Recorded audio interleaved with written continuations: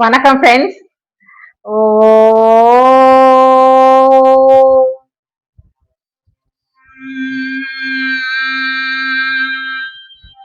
நம சிவாய. திருச்சிற்றம்பலம். சிவனடியார்களும் சைவர்களும் திருமுறையை ஓதுவதற்கு முன்னாடியும் ஓதி முடித்த பிறகும் கடைசியிலுமே திருச்சிற்றம்பலம் அப்படின்னு சொல்லிதான் முடிப்பாங்க, ஆரம்பிப்பாங்க. திருச்சிற்றம்பலம் அப்படிங்கிறதுக்கு என்ன அப்படி ஒரு பொருள் இருக்கு?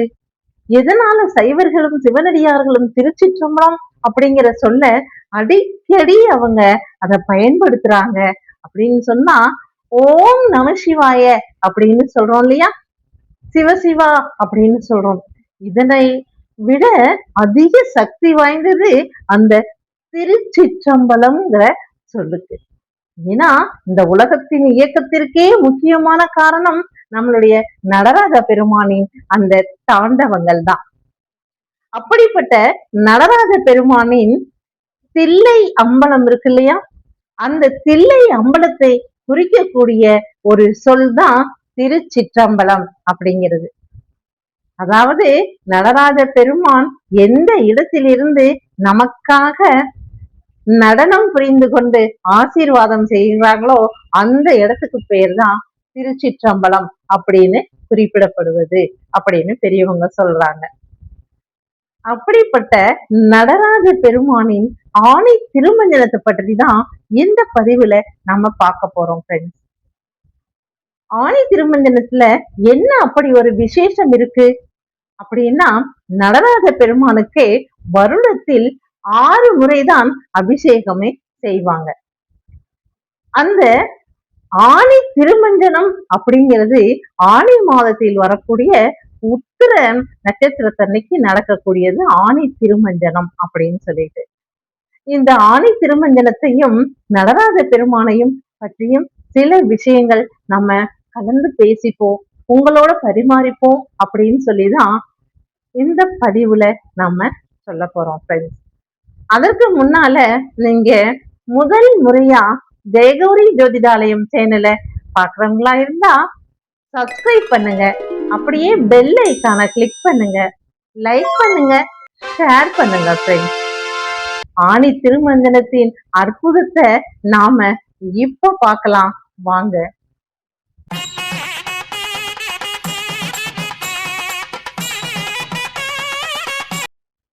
பெரும் புண்ணியம் தரும் ஆணி திருமஞ்சனத்தை பத்தி தான் இந்த பதிவுல நம்ம பார்க்க போறோம்னு சொன்னோம்.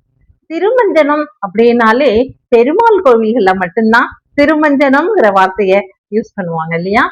ஏன்னா பெருமாளுக்கு அபிஷேகம் செய்வத திருமஞ்சனம் அப்படின்னு சொல்லுவாங்க.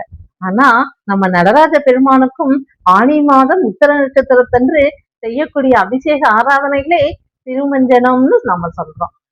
ஆணி திருமஞ்சனம், அதே போல மார்கழி திருவாதிரை, இப்படி வருஷத்திற்கே 6 அபிஷேகங்கள் தான் நடராஜ மூர்த்தத்துக்கு உண்டு.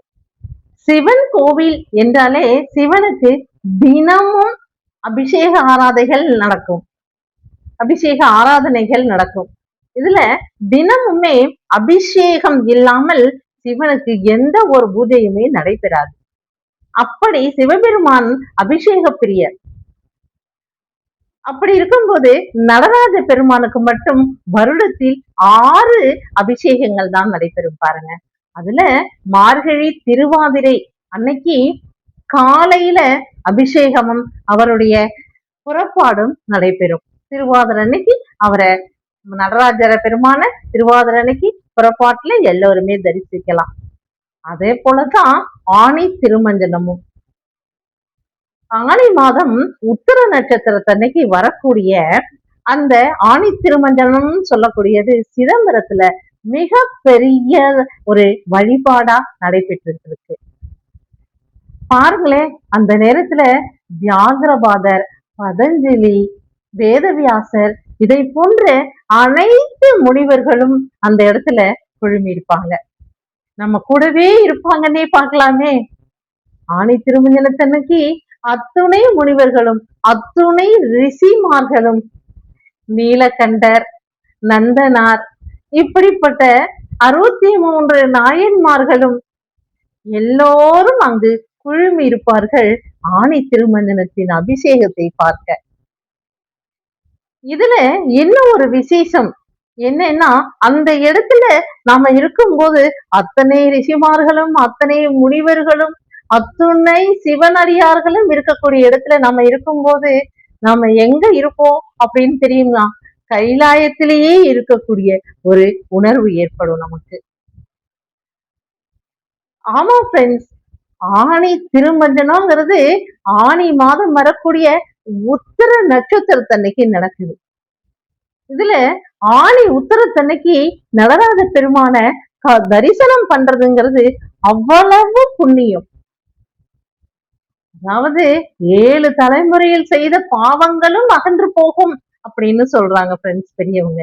என்னென்ன பாவம் பண்ணிருக்கீங்களோ, முன்னோர்கள் யார் பண்ணாங்களோ அத்துணையும் தொலைந்து போகும் இந்த ஆணி உத்தர அபிஷேகத்தை பார்க்கும்போது. நடராஜருக்கு, அதுவும் தில்லையம்பதியில் உள்ள நடராஜருக்கு ஆணி மாதம் உத்தர நட்சத்திரத்தன்னைக்கு காலையிலேயே அபிஷேக ஆராதனைகள் செய்து நம்மளுடைய வழிபாட்டுக்காக அவர் திருவலம் வருகிறார். அதாவது வெளியில வந்து நமக்காக தரிசனம் கொடுப்பார் நடராஜ பெருமான். இது பெரிய விசேஷமாக கொண்டாடப்படுகிறது சிதம்பரம் தில்லையம்பதி. தில்லையம்பதி தான் பொற்சபை இல்லையா? அதே போல ஆணி திருமஞ்சனம்ங்கிறது சாயந்திர வேளையில நடைபெறும். மார்கழி மாதம் எப்படி காலையில திருவாதிரை உற்சவங்கள் நடைபெறுகிறதோ அதே போலவே இந்த ஆணி திருமஞ்சனத்தன்னைக்கு சாயந்தரம் உத்தர நட்சத்திரத்திற்கு சாயந்தரம் 6 மணியை போல சாயரட்ச பூஜைன்னு சொல்லுவோம் இல்லையா? அப்பதான் அபிஷேக ஆராதனைகள்லாம் நடைபெறுகிறது. ஆனா ஆணி உத்தரத்தன்னைக்கு அபிஷேகையும் ஆராதனையும் காலையில் ஒரு முறை முடிந்துதான் நமக்கு ஊர்வலமாக வந்து நமக்கு அருள்பாலிக்கிறார். அவருக்கே அதே நடராஜ பெருமானுக்கு சாயரட்ச வேளையில ஆணி திருமஞ்சனம் பெருசா நடைபெறும். இந்த இடத்துலதான் நாம சொன்ன முனிவர்களும் ரிஷிமார்களும் சிவனடியார்களும் சைவனடியார்களும் இருந்து அந்த வாசகங்கள்லாம் இருக்கு இல்லையா? அதாவது திருவாசகம், தேவாரம் இவற்றையெல்லாம் அங்க ஒவ்வொருத்தரும் அங்க பாடின்னு இருக்கும் போது நமக்கு கைலாயத்திலேயே இருப்பது போல இருக்கும். அப்பர், திருஞான சம்பந்தர், மாணிக்க வாசகர் இப்படி அனைவரும் பாடிய அந்த தேவாரா திருவாசகம் இருக்கு இல்லையா? தில்லை பாதி திருவாசகம் பாதி அப்படின்னு சொல்றாங்க பாருங்க. ஒவ்வொரு வார்த்தைக்கும், தமிழ் வார்த்தைக்கும், பெரியவர்கள் சொன்ன ஒவ்வொரு மொழிக்கும் நமக்கு அர்த்தங்கள் 1000 இருக்கு. தில்லையே பாதி திருவாசகம் அப்படின்னா என்ன அர்த்தம்? திருவாசகத்துல தில்லை அம்பலத்தை பத்தி சொல்லாம இருந்ததே இல்லை. எல்லா இடத்திலுமே தில்லையை பத்தி தான் சொல்லியிருக்காங்க. நம்ம 4 முக்கியமான அந்த மாணிக்க வாசகர், அப்பர், சுந்தரர் இவங்க எல்லாருமே பாடிய பாடல்கள்ல அந்த தில்லையம்பதிய பாடாம இருந்ததே இல்லை அப்படின்னு இருக்கு. இந்த இடத்துலதான் நம்ம தில்லை காளி அப்படின்னு சொல்லி அம்மா இருக்காங்க. இவங்க என்ன பண்ணாங்க அப்படின்னு சொன்னா, திருவாலங்காட்டுல இருக்க அந்த காளி நடராஜ பெருமான என்னோட போட்டியிட்டு நடனம் ஆட முடியுமா அப்படின்னு போட்டியிடுறாங்க. போட்டியிடும் போது நடராஜ பெருமான் அவங்களுடைய அகந்தை ஆணவத்தை அழிக்கணும் இல்லையா? காளியாகவே இருந்தாலும் தெய்வமாக இருந்தாலும் அவளுடைய ஆணவத்தினாலதானே நடராஜ பெருமானையே நாட்டியத்திலே போட்டிக்காக அழைப்பவார் என்பார். அவ எவ்வளவு ஆணவம் அகந்தை கொண்டவளாக இருந்திருப்பாங்க. சரின்னு சொல்லிட்டு உன்னுடன் நிகராக நான் ஆடுறேன் அப்படின்னு சொல்லிட்டு திருவாலங்காட்டுல நடனம் ஆடுகிறார். யாரு? என்னப்பன் சிவபெருமான், நடராஜ பெருமான். நடனம் ஆடும்போது அவருடைய காதுல, இடது காதுல இருக்கக்கூடிய தோடு சொல்லுவோம் இல்லையா, குழைன்னு சொல்றாங்க, அதை ஆடின்னு இருக்கும் போதே கீழே விழுந்தாச்சு. உடனே இறைவன் நடராஜ பெருமான் என்ன பண்ணார்? ஆடிந்தே அதை அப்படியே எடுத்து தான் காதுல போட்டுண்டாராம். எப்படி இதுக்கு கீழே விழுந்துருச்சே அந்த தோடு, அதை எடுத்து எப்படி அவர் போட்டுப்பாரு, அப்ப நிறுத்தி தானே ஆகணும் அப்படின்னு காளி நினைக்கும் போது அவரு நிறுத்தாம நடனம் ஆடிக்கிட்டே அந்த தோட்டை எடுத்து காதுல போட்டிருக்காரு. அப்படி போடும்போது தானே தனது தோல்வியை ஒத்துண்டா காளி. ஒத்துண்டதுனால அவளுக்கு அருள் பாலிச்சார் நம்ம சிவபெருமான். அப்படிப்பட்ட அந்த காளிதான் இன்று சிதம்பரத்துல தில்லை காளி அப்படிங்கிற பெயரோட அங்க அருள்பாலிச்சிட்டு இருக்காங்க. சிதம்பரத்திலேயே கொஞ்சம் அருகில்தான், பக்கத்திலேயே தான் தில்லை காளி கோவிலும் இருக்கு. அதே மாதிரி நடராஜ பெருமான் நடனம் ஆடக்கூடிய அந்த இடங்களுக்கு பெயர் சபை அப்படின்னு சொல்லுவாங்க. சிதம்பரத்திலேயே பொற்சபை, மதுரையிலே வெள்ளியம்பதின்னு சொல்லுவாங்க, திருநெல்வேலியில தாமர சபை, திருவாலங்காட்டுல ரத்தன சபை, திருக்குற்றாலத்துல சித்திர சபை, 5 சபைகள்ல அவங்க அழகா அவருடைய அந்த நடனத்தை நம்ம பார்க்க முடியும். இந்த நடனம் என்பது என்னன்னா நம்மளுடைய உடலில் உள்ள உயிர் பொருள் தான்னு பெரியவங்க பொருள் சொல்றாங்க. இது மட்டும் அல்லாம சிவஞான சபை அப்படின்னு சொல்லக்கூடியது திருப்புணல் வாசல் அங்க இருக்கிற கஷேத்திரம் சிவஞான சபைன்னு சொல்றாங்க. நம்மளுடைய முன்னோர்கள் எல்லாவற்றையுமே சரியாக இன்று விஞ்ஞான உலகம்னு சொல்றோம், ஆனா அன்றே விஞ்ஞானத்திலும் அவங்க தேர்ந்துதான் இருந்திருக்காங்கிறதுக்கு நமக்கு எல்லா விதமான சாட்சிகளும் இருக்கு. அதை உணர்ந்தவர்கள் மட்டும்தான் பக்தர்களா இருக்க முடியும். எதுவுமே தெரியாட்டி கூட சிவசிவா, ஓம் நம சிவாயா, திருச்சிற்றம்பலம். திருச்சிற்றம்பலம்னாலே என்ன அர்த்தம்? நடராஜர் தாண்டவம் புரியக்கூடிய இடம். அதாவது நடராஜ பெருமான் நடனம் புரியக்கூடிய இடத்துக்கு பெயர் திருச்சிற்றம்பலம். அதனாலதான் சிவனடியார்கள் எல்லோருமே சரி எப்பொழுதுமே திருச்சிற்றம்பலம் அப்படிங்கிற அந்த வார்த்தையை சொன்னா நடராஜ பெருமான் தாண்டவம் புரியக்கூடிய இடத்தை சொல்றதா இருந்தோம். அதுவும் இந்த சிதம்பரம்னு சொல்லக்கூடிய தில்லையை சொல்வதாகத்தான் பொருள். இன்று அறிவியலாளர்கள் எல்லாம் சொல்லியிருக்காங்க, நடராஜ பெருமான் எந்த இடத்துல தில்லையில கால் வச்சு நடனம் புரிகிறாங்களோ அந்த இடம், அந்த கட்டை விரல் இருக்கும் நுனி பகுதி தான் புவி, இந்த பூமியின் மத்திய பகுதி அப்படின்னு கண்டுபிடிச்சிருக்கிறதா நம்ம பேப்பர்ல எல்லாம் படிச்சோம். இதுவெல்லாம் தெரியாமலா தில்லையில சரியான இடத்துல நடராஜ பெருமான ஸ்தாபிச்சிருப்பாங்க. நம்ம நடராஜ பெருமானம் அந்த இடத்திலே இருந்து நமக்கு அருள் புரிஞ்சிட்டு இருக்கார் அப்படின்னு சொன்னா என்ன பொருள்?